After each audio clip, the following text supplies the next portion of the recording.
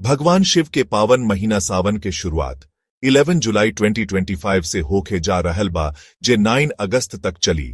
सावन के पहिला सोमवार 14 जुलाई के पड़ी एह महीना में भोलेनाथ के भक्त बोल बम के जयकारा लगावत कांवड़ यात्रा करत बाड़े। आ पूरा माहौल शिव भक्ति में सराबोर हो जाला। यही शुभ अवसर पर भोजपुरी सुपरस्टार पवन सिंह के शिव भक्ति गीत खूब धूम मचावता। पवन सिंह के एगो जबरदस्त भक्ति गीत आयल सावन के चर्चा आज भी खूब होला। एह गाना के रिलीज भिले करीब 2.5 साल हो चुकल बा, लेकिन आज वो शिव भक्तन के जुबान पर बा।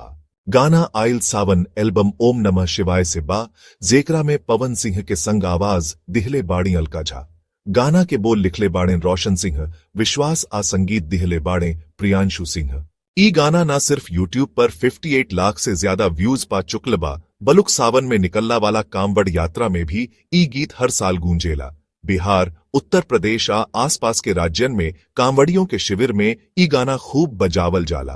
पवन सिंह अब तक शिव भक्ति पर कई हिट गाना दे चुकल बाड़े, जिसे काशी के वासी, ए भोले बाबा, जागिए बाबा, गहुरा हो हंसदना, ई सब गाना कांवड़ यात्रियों के बीच काफी लोकप्रिय बा।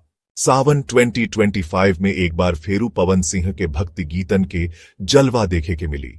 अगर रुवा अभियो ई गाना ना सुन ले बानी त जरूर सुन ली। शिव भक्ति के एह सुर से मन प्रसन्न हो जाई। चैनल के सब्सक्राइब करी और भोले बाबा के भक्ति में डूबल रह ली। हर हर